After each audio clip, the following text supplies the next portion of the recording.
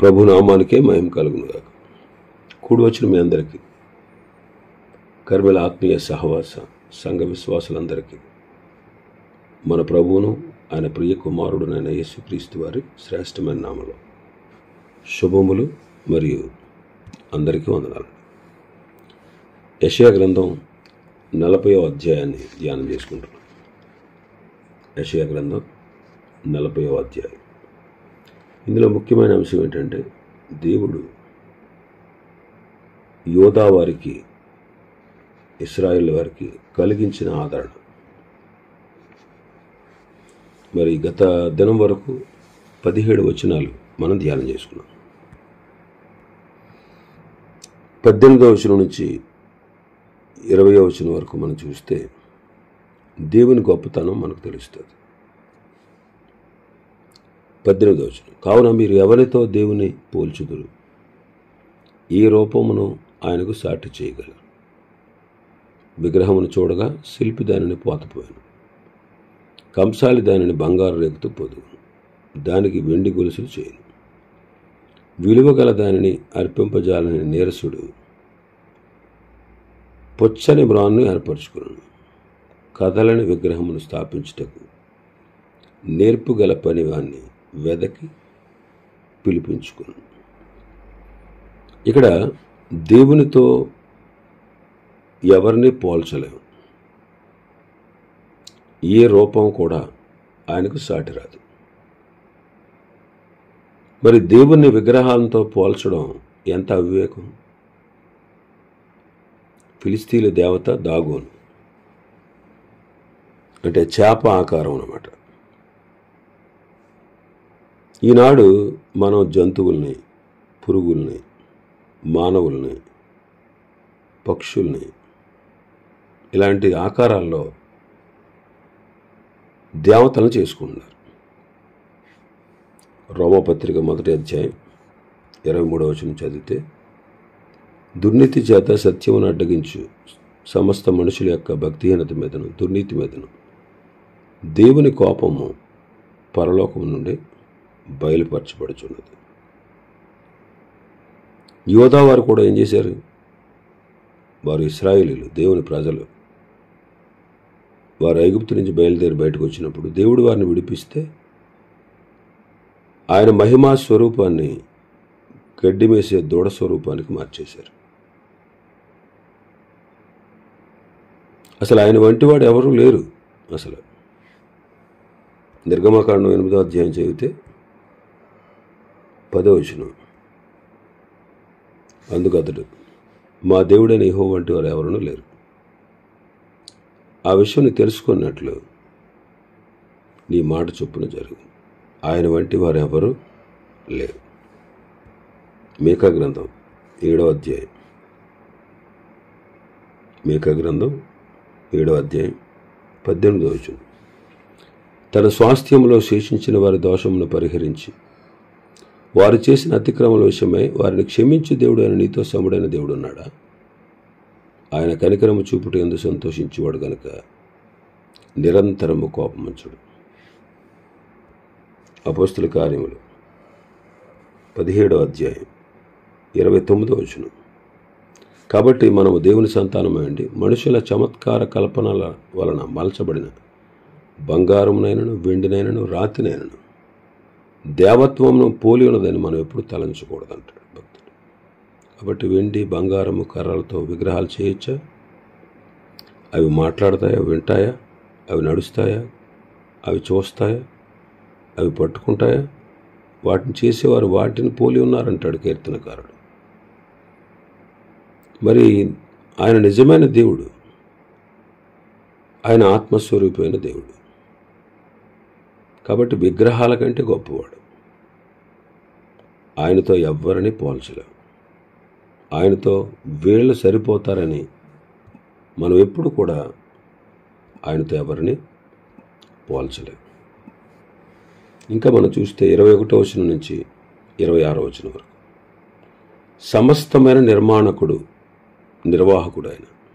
21వ వచనం, మీకు తెలీదా? మీరు వినలేదా? మొదటి నుండి ఎవరు మీతో చెప్పలేదా? భూమిని స్థాపించుటను బట్టి మీరు దానిని గ్రహింపలేదా? ఆయన భూమండలం మీద ఆసీనుడై ఉన్నాడు. దాని నివాసులు మిడతల వలె కనబడుచున్నారు. ఒకడు తెరను పరిచినట్లు ఆయన ఆకాశ వైశాల్యమును వ్యాపింపజేశాను. ఒకడు గుడారం వేసినట్లు ఆయన దానిని నివాస స్థలముగా ఏర్పరచును. మీరు వినలేదా? మీకు తెలీదా? ఎవరు మీతో చెప్పలేదా? భూమిని స్థాపించిన వాడెవరు? దేవుడే. తన మహత్తు గల మాట చేత సమస్తాన్ని నిర్మించాడు.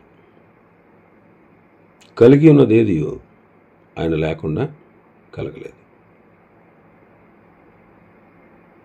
ఆకాశము ఆయన మహిమను వివరిస్తూ ఉంది. అంతరిక్షము ఆయన చేతి పనిని ప్రచురపరుస్తూ ఉంది. పగటికి పగలు బోధిస్తూ ఉంది. రాత్రికి రాత్రి జ్ఞానం తెలుపుతుంది. వాటికి భాష లేదు, వాటికి మాటలు లేవు, వాటి స్వరం వినబడదు. వాటి కొలనులు భూమి అంతటా వ్యాపించి ఉంది. లోక దిగంతముల వరకు వాటి ప్రకటనలు బయలుపెడతా ఉన్నాయి. కాబట్టి ఆకాశంలో ఆయన మహిమను వివరిస్తూ ఉన్నాయి. సమస్త సృష్టి ఆయన గురించి చెబుతుంది. సమస్త సృష్టి. అపోస్తల కార్యములు 14వ అధ్యాయం 17వ వచనం. అయినను ఆయన ఆకాశం నుండి మీకు వర్షమును ఫలవంతములైన ఋతువులను దయచేయచ్చు, ఆహారము అనుగ్రహించచ్చు, ఉల్లాసముతో మీరు హృదయమును నింపచ్చు. మేలు చేయుట చేత తన్ను గూర్చిన సాక్ష్యం లేకుండా చేయలేదని బిగ్గరగా చెప్పారు. ఆకాశం నుండి వర్షాన్ని ఇస్తున్నాడు, ఫలవంతమైన ఋతువులు ఇస్తున్నాడు, ఆహారం అనుగ్రహిస్తున్నాడు, మన హృదయాలను ఉల్లాసంతో నింపుతున్నాడు, మేలు చేస్తున్నాడు. ఇవే సాక్ష్యాలు ఆయన దేవుడు అనడానికి. ఆయన సమస్తము నిర్మాణకుడు, భూమిని స్థాపించిన వాడు, దాని మీద ఆసీనుడు, ఆకాశం మీద ఆసీనుడు. ఆకాశమును తెరవలే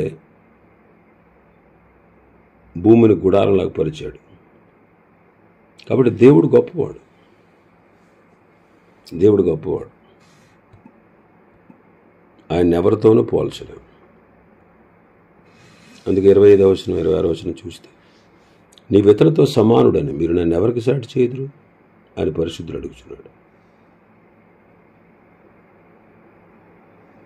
కాబట్టి దేవుని ఎవరితో కూడా సాటి చేయలేదు. ఎవరితో కూడా.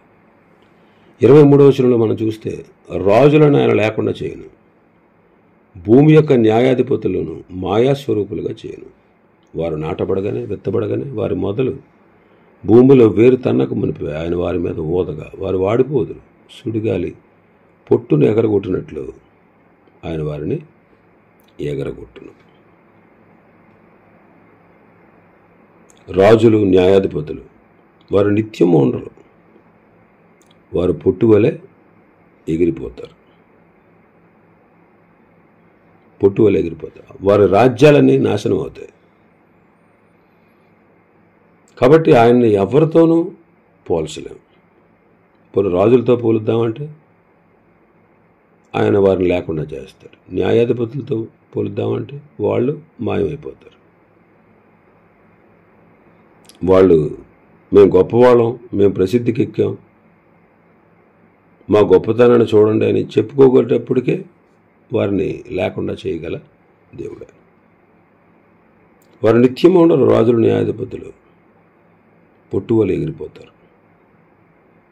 పొట్టువలు ఎగిరిపోతారు. కీర్తనకారుడు అంటాడు 107వ కీర్తన 107వ కీర్తన 4వ వచనం, వారు అరణ్యమందల ఎడారి త్రోవను తిరుగులాడుచుండిరి, నివాసపురం అది వారికి దొరకలేదంట.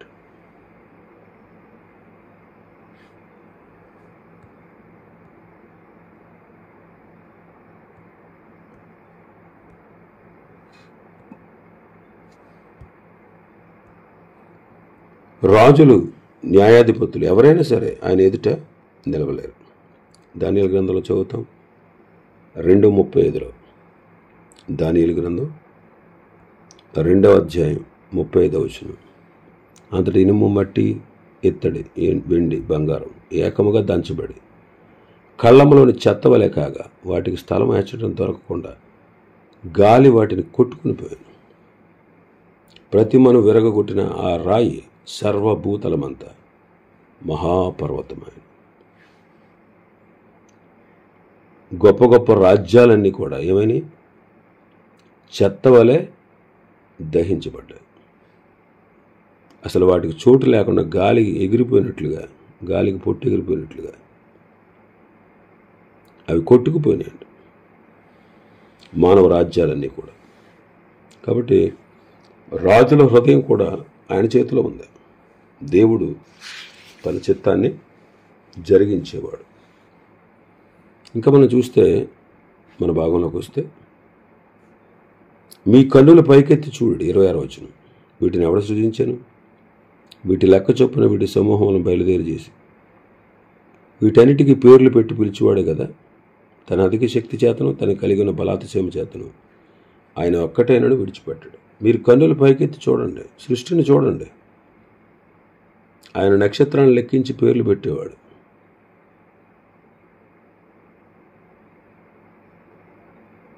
అధిక శక్తి చేత, తన కలిగిన బలాతిశయం చేత ఆయన ఏది విడిచిపెట్టడు, ఏది విడిచిపెట్టడు.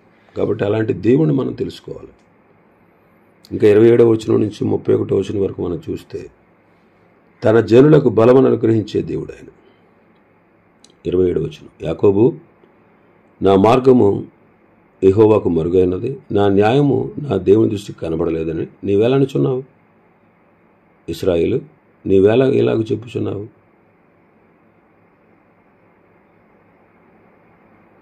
ఇక్కడ యూదులు చెరలో, శ్రమలో ఉండగా వాళ్ళు అంటున్నారు, దేవునికి నా శ్రమల మార్గం మరుగైపోయింది, నా న్యాయం ఆయన దృష్టికి కనబడతలేదు అనుకుంటున్నారు. నిరాశలో ఉన్నారు, అపనమ్మకంలో ఉన్నారు. దేవుడు అంటున్నాడు, నువ్వెందుకు అలా అంటున్నావు? నిజమే, నువ్వు పాపం చేయగా నేను నీ మొర వినలేదు. నువ్వు పశ్చాత్తాపడ్డావు కదా, ఇప్పుడు నేను వింటున్నాను అంటున్నాడు. నిజమే, ఇశ్రాయేలు పాపం చేసినప్పుడు వారి మొర దేవుడు వినలేదు. వారు పశ్చాత్తాపడినప్పుడు దేవుడు వారిని కనికరించాడు, కరుణించాడు. దేవుడు వారిని కనికరించాడు, కరుణించాడు. 59:2 యెషయా గ్రంథం 59వ అధ్యాయం 2వ వచనం. నీ దోషములు మీకును మీ దేవునికి అడ్డముగా వచ్చును, మీ పాపంలో ఆయన ముఖమును మీకు మరుగుపరచను కనుక ఆయన ఆలకించుకున్నాడు. 54వ అధ్యాయం 7-8 వచనాలు. నిమిషమాత్రమే నేను విసర్జించి తిని గొప్ప వాత్సల్యంతో నేను సమకూర్చేది. మహోద్రేకము కలిగి నిమిషమాత్రము నీకు విముఖుడనైతే నిత్యమైన కృపతో నీకు వాత్సల్యం చూపుతునని నీ విమోచకుడు యెహోవా సెలవిచ్చుచున్నాడు. పాపం చేయగా వినలేదు దేవుడు వారి మొర్ర, కానీ పశ్చాత్తాపడ్డాక వారిని గొప్ప వాత్సల్యంతో సమకూరుస్తున్నాడు. ఇంకా మన భాగంలోకి వస్తే 28వ వచనం. 28వ వచనం. నీకు తెలియదా, నీవు వినలేదా? బూదిగంతములు సృజించిన యెహోవా నిత్యుడగు దేవుడు. ఆయన సొమ్మసిల్లడు, అలయడు. ఆయన జ్ఞానమును శోధించుట అసాధ్యం. యెహోవా నామమును గూర్చి ఎవరికి తెలిసినా తెలియకపోయినా తన ప్రజలైన వారికి తెలుసుకోవాలి. అన్ని జనులే ఆయన గొప్పతనాన్ని గ్రహించారు. అన్ని జనులు, ఎరుకో ప్రాంతంలో ఉన్నటువంటి ఆ చుట్టుపక్కల ప్రాంతాల్లో ఉన్న కనానీయులు దేవుని గురించి విని వారెంతో భయపడ్డారు.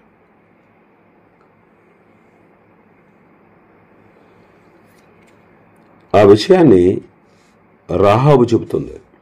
యెహోషువ గ్రంథం 2వ అధ్యాయం 9వ వచనం నుంచి. ఆ వేగుల వారి పండుగను మునుపు ఆమె వారున్న మిద్ది మీదకి ఎక్కి వారితో ఇట్లను, యెహోవా ఈ దేశం మీకు ఇచ్చుచున్నాడని, మీ వలన మాకు భయం పుట్టునని, మీ భయం వలన ఈ దేశ నివాసులందరికీ ధైర్యం చెడునని నేను ఎరుగుతాను. మీరు ఐగుప్తు దేశం నుండి వచ్చినప్పుడు మీ ఎదుట యెహోవా ఎర్ర సముద్రం నీరుని ఎలాగ ఆరిపోజేసిన, యొర్దాను తీరమున అమోరీయుల ఇద్దరు రాజులను సీహోనునకు ఓగునకు మీరేం చేసిద్రో, అనగా మీరు వారిని ఎలాగ నిర్మూలన చేసిద్రో ఆ సంగతి మేము వింటిమి. మేము విన్నప్పుడు మా గుండెలు కరిగిపోయాను. మీ దేవుడైన యెహోవా పైన ఆకాశం ఎందు క్రింద భూమి ఎందును దేవుడే. మీ ఎదుట ఎట్టి మనుషులకైనా ధైర్యం ఏమాత్రము ఉండదు. అన్ని జనులు విని ఆయన గొప్పతనాన్ని గ్రహించారు. మరి మనం ఇంకెప్పుడు ఆయన గొప్పతనాన్ని తెలుసుకుంటాం? ఇప్పుడైనా మనం తెలుసుకోవాలి. ఆయన సృష్టికర్త, ఆయన నిత్యుడు, ఆయన బలవంతుడు, ఆయన మహాజ్ఞాని. ఆయన మహాజ్ఞాని. ఆయనే సమస్తాన్ని సృష్టించినవాడు. ఆయనే నిత్యము ఉండేవాడు. ఆయన బలవంతుడు, ఆయన మహాజ్ఞాని. మహాజ్ఞాని. ఇంకా మనం చూస్తే మన భాగంలోకి వస్తే 29వ వచనం. 29వ వచనం. సొమ్మసిలిన వారికి బలమిచ్చేవాడు ఆయనే, శక్తిహీనులకు బలాభివృద్ధి కలగజేయవాడు ఆయన. సొమ్మసిలిన వారిని బలపరిచేవాడు. బాలురైన యవ్వనురైన వారి సొంత బలం చేత ఏ పని చేయలేరు. 30వ వచనంలో అంటాడు, బాలురు సొమ్మసిల్లుదురు, అలయుదురు, యవ్వనస్తులు తప్పక తొట్టిల్లుదురు. మరి అలాంటి సొమ్మసిలిన వారికి బలం ఇచ్చేవాడు ఆయన, బలపరిచేవాడు. కొరింథీయులకు రాసిన 2వ పత్రిక 12వ అధ్యాయం 9-10 వచనాలు. అందుకు నా కృప నీకు చాలును, బలహీనత యందు నా శక్తి పరిపూర్ణమగుచున్నదని ఆయన నాతో చెప్పాను. కాగా క్రీస్తు శక్తి నా మీద నిలిచి ఉండి నిమిత్తము విశేషముగా నా బలహీనత యందే బహు సంతోషముగా అతిశయపడదు. నేనెప్పుడు బలహీనుడను అప్పుడే బలవంతుడను గనుక క్రీస్తు నిమిత్తం నాకు కలిగిన బలహీనతల్లోనూ, నిందలోను, ఇబ్బందుల్లోను, హింసల్లోను, ఉపద్రవంలోను నేను సంతోషించుచున్నాను. కాబట్టి సొమ్మసిలిన వారికి బలం ఇచ్చేవాడు ఆయనే. ఇంకా 30వ వచనంలో ఏమన్నాడు? బాలురైన సొమ్మసిల్లుతారు, అలసిపోతారు, యవనస్తులు తప్పక తొట్టిల్లుతారు అంటాడు. కానీ దేవునిలో వారు బలవంతులు అవుతారు. మనం మన స్వశక్తి మీద ఆధారపడితే మనం సొమ్మసిల్లిపోతాం, అలసిపోతాం, తొట్టిల్లిపోతాం. కానీ దేవుని యందు విశ్వాసం ఉంచితే అప్పుడు మనం బలవంతులం అవుతాం. 31వ వచనం చదివితే, యెహోవా కొరకు ఎదురు చూచువారు నూతన బలం పొందుదురు, వారు పక్షిరాజుల వలె రెక్కలు చాపి పైకి ఎగురుదురు, అలయక పరుగెత్తుదురు, సొమ్మసిల్లక నడిచిపోతారు. యెహోవా కొరకు ఎదురు చూచువారు అంటే ఆయన మీద ఆధారపడేవారు, ఆయన యందు విశ్వాసం ఉంచువారు, ఆయన యందు నమ్మిక ఉంచువారు. అలాంటి వారికి దేవుడు కొన్ని వాగ్దానాలు ఇచ్చాడు. వారు బలం క్రొత్తదవుతుంది, నూతన బలం పొందుతారు.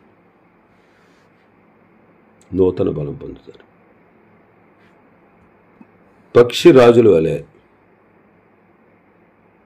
వాళ్ళు పైకి ఎగురుతారు.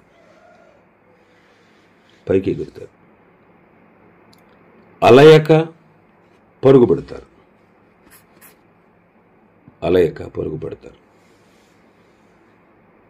సొమ్మసిల్లక నడిచిపోతారు.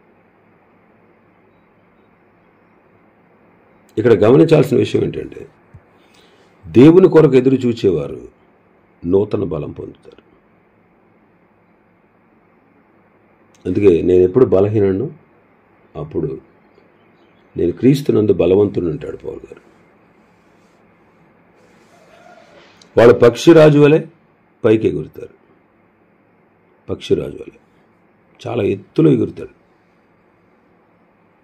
అలసిపోరు. దావీదు, ఏలియా వారి జీవితాల వారికి ఎదురైన కష్టాలు, శ్రమల్లో దావీదు ఎప్పుడు అలసిపోలేదు. ఏలియా కూడా 40 దివారాత్రులు పరిగెట్టాడంట దేవుని బలము చేత. సొమ్మసెలకు నడిచిపోతారు, సొమ్మసెలరు. నడక దినదినము దేవునితో నడక. నడవాలంటే ఓపిక కావాలి, నడవాలంటే ఓపిక కావాలి. మనం క్రీస్తుతో నడవాలి. దినదినము హానోకు వలె 300 ఏండ్లు హానోకు దేవునితో నడిచాడంట.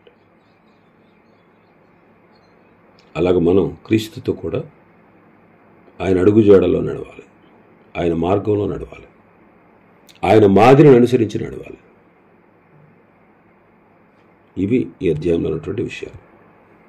ప్రభు చిత్తమైతే రేపటి దినం మరొక అధ్యాయాన్ని ప్రారంభించుకుందాం. దేవుడి వర్తమాన వాక్యాన్ని మన వెనుకడిలో ఆశీర్వదించునుగాక. ఆమేన్. ప్రార్థన చేసుకుందాం.